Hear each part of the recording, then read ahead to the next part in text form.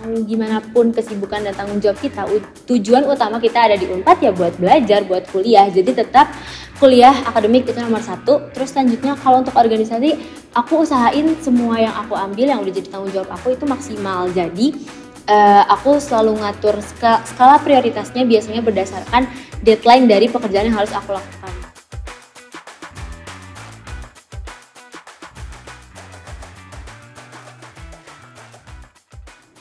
Halo semuanya, nama aku Alicia, aku biasa dipanggil Cia, aku dari Bisnis Internasional Angkatan 2022. Halo guys, salam kenal, nama aku Iksan, aku dari Prodi Manajemen Angkatan 2022. Halo.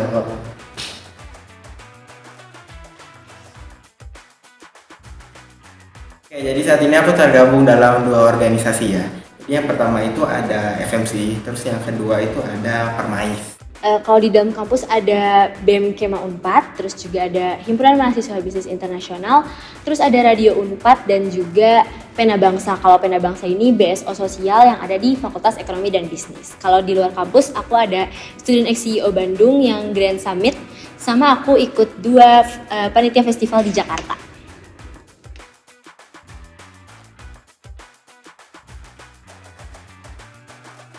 Awalnya tuh cuma sesepele aku karena mau cari relasi, karena aku belum punya alumni nih yang ada di Unpad gitu, dan aku juga kan dari Jakarta, jadinya ya aku pengen kenal sama orang lebih banyak di luar prodi aku sendiri gitu. Aku tuh pengen punya lingkungan yang bisa mempertahankan sisi religiku gitu loh. Terus kalau untuk FMC sendiri, kan FMC itu bahasnya tentang pasar modal gitu dan aku tuh merasa tertarik di situ. Makanya aku gabung dengan FMC. Kayaknya kalau menurut aku sekitar hampir setengah harian aku tuh emang dihabiskan untuk beraktivitas ya entah tugas gitu, terus juga organisasi, rapat, dan kepanitiaan sebagainya.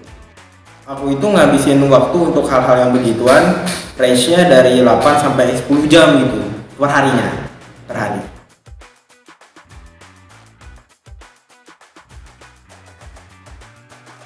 Tentuin skala prioritas gitu, mau gimana pun kesibukan dan tanggung jawab kita, tujuan utama kita ada di Unpad ya buat belajar, buat kuliah. Jadi tetap kuliah akademik itu nomor satu. Terus selanjutnya kalau untuk organisasi, aku usahain semua yang aku ambil yang udah jadi tanggung jawab aku itu maksimal. Jadi aku selalu ngatur skala prioritasnya biasanya berdasarkan deadline dari pekerjaan yang harus aku lakukan. Dan gimana cara aku benar-benar detail dalam satu harinya, aku bikin to-do list dan biasanya aku pakai Google Calendar karena itu membantu banget sih. Akhirnya pastinya kita harus punya time management yang baik. Jadi sebenarnya time management yang baik itu bukan berarti kita harus ngimbangin hal ini dan hal itu. Yang pasti kita harus memperlakukannya secara adil dengan bagaimana kita harus menentukan skala prioritasnya terlebih dahulu.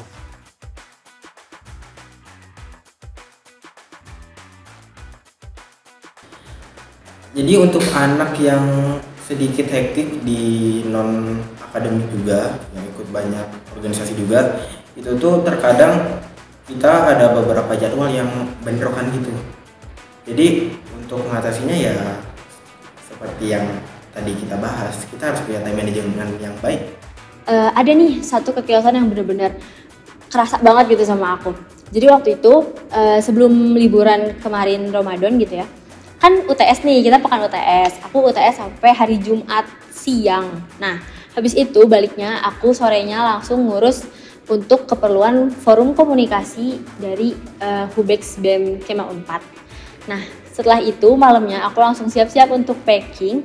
Tiba-tiba aku baru diingetin lagi nih, ini salah aku juga sih karena aku sempet lupa gitu ya, kalau ternyata besoknya aku harus nge-MC. Dan pas aku tanya mulainya jam berapa, ternyata aku harus nge-MC jam 9 pagi. Habis itu saat hari yang sama gitu, di hari yang sama aku juga punya agenda kepanitiaan aku di luar kampus, yaitu di daerah ITB gitu kan. Aku bingung tuh gimana caranya dengan waktu cuma jarak 30 menit aku bisa nyampe di ITB, kan gak mungkin banget gitu. Akhirnya aku pagi-pagi banget nih, hari Sabtu pagi-paginya banget, sekitar jam 6:30 aku berangkat ke daerah Ganesa. Terus akhirnya aku cari tempat nih yang sekiranya kondusif buat aku nge-MC online, kan ya acaranya online. Jadinya aku langsung nge-MC dari jam 9 sampai sekitar jam 12.30-an di acara studi banding. Dan setelah itu aku langsung lanjut ke ITB, dan acara di ITB itu aku jadi bagian partisipan affairs itu sampai sekitar maghrib lah. Jadi benar-benar hari itu hektik dan lumayan chaos banget sih menurut aku, dan itu paling berkesan karena baru juga kejadiannya.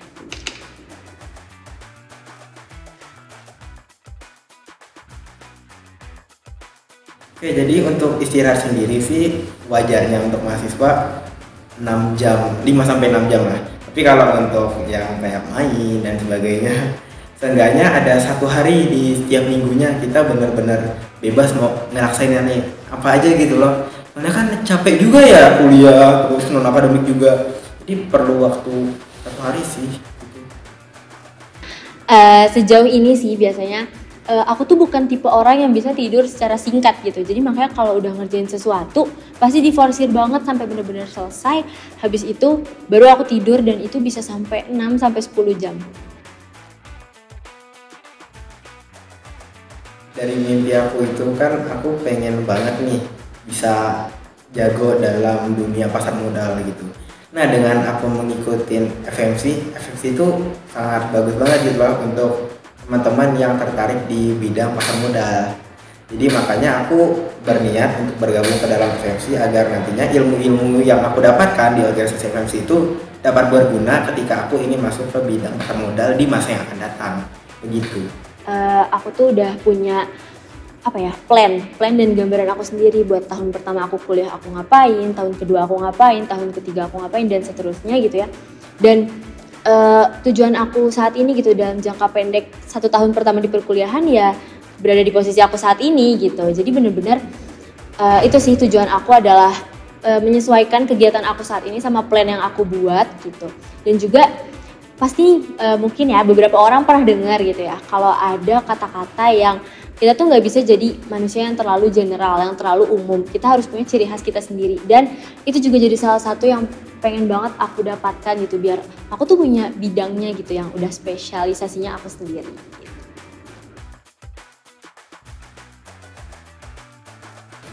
Kalau dibilang worth it mah saat ini masih worth it ya, tapi nggak tahu di masa yang mendatang. Kenapa?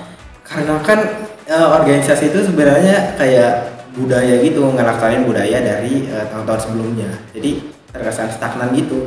Untuk saat ini masih worth it sih.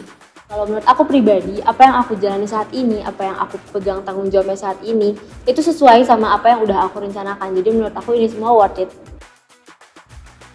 Teman-teman pasti sedikit mengetahui tentang MBKM, yaitu programnya ada salah satunya magang. Jadi kan pada ngebanding itu mana sih yang lebih worth it daripada magang ataupun mengikuti organisasi dan kepanitiaan. Tapi kalau dari aku sendiri kan ngikut magang juga kita memerlukan beberapa soft skill dan hard skill yang cukup mumpuni, dan kita bisa gitu loh untuk melatih hal-hal tersebut dengan cara mengikuti organisasi dan kepanitiaan. Kalau menurut aku ya selama kita menseleksi gitu organisasi yang ingin kita ikuti sesuai sama apa tujuan kita masing-masing, itu masih relevan banget sih. Jadi misalnya nih, kamu tujuannya pengen dapetin skill, kira-kira kalau kamu ikut organisasi ini kamu bakal dapetin gak skill yang kamu pengen? Kalau misalnya emang bakal dapet nih skill yang kamu pengen, ya menurut aku itu relevan banget gitu.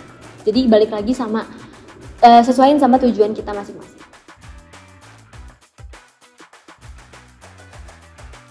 Pertama, menurut aku di organisasi kampus ini juga merupakan salah satu yang menjadi wadah untuk kita bisa kenal sama teman-teman lain gitu di luar cuma teman-teman segeng kita gitu, teman-teman prodi kita gitu kan. Jadi intinya itu buat bersosialisasi lebih luas. Juga selanjutnya menurut aku kayak tadi udah aku bilang gitu, mungkin awalnya nih kita nggak tahu nih kita punya skill apa yang spesial, cuma ternyata pas kita udah ikut organisasi kampus gitu, kita dapat skill baru dan kita enjoy, kita punya spesialisasi di bidangnya kita. Sebenarnya dari ilmunya itu kita dapatkan dari akademik, tapi secara praktikalnya itu bisa kita terapkan di organisasi dan kepanitiaan. Jadi sebenarnya semua orang punya kapasitas mental yang pastinya beda juga ya, dan cara mengatasinya pun juga berbeda. Tapi kalau dari aku sendiri, ketika aku berada dalam fase yang sedang tidak baik-baik aja ketika mengikuti baik akademik maupun non akademik, aku cenderung memerlukan waktu untuk lebih lebih me time gitu loh, lebih self healing gitu untuk kembali ke performa terbaik gitu. Kalau aku pribadi lebih ke fisik sih, karena ya seperti yang sudah aku mention juga gitu ya, aku tipe yang kalau udah ngerjain sesuatu aku bakal forsir terus, nanti aku baru istirahat. Nah itu sebenarnya yang suka bikin aku jadinya kecapean, terus drop dan segala macamnya. Jadi kalau untuk kesehatan fisik menurut aku ya dimanfaatin waktunya sebaik mungkin. Kalau bisa istirahat ya pakai untuk istirahat, kerjanya besok lagi gitu, dan ya pokoknya dijagalah kesehatannya. Nah kalau untuk mental aku sendiri tipe yang kalau misalnya aku bersosialisasi sama teman-teman aku itu lumayan sedikit meredakan stres aku gitu sih. Jadi tetap diseimbangin aja gitu.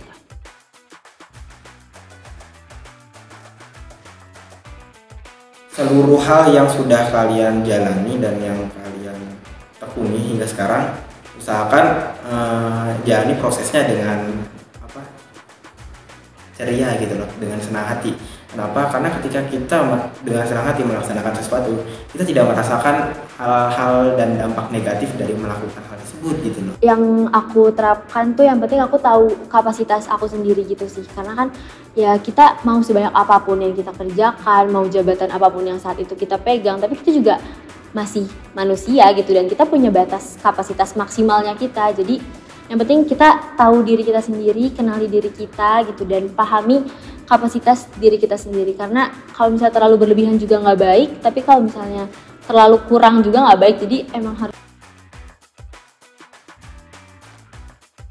Oke, untuk semua Kema FEB yang mungkin saat ini sedang menjalani perkuliahan baik tahun pertama ataupun bahkan tahun terakhir gitu ya, semester atas, aku di sini mau bilang semangat terus. Anggap saja apa nih yang saat ini kita lagi jalani itu emang udah jalan yang terbaik buat kita.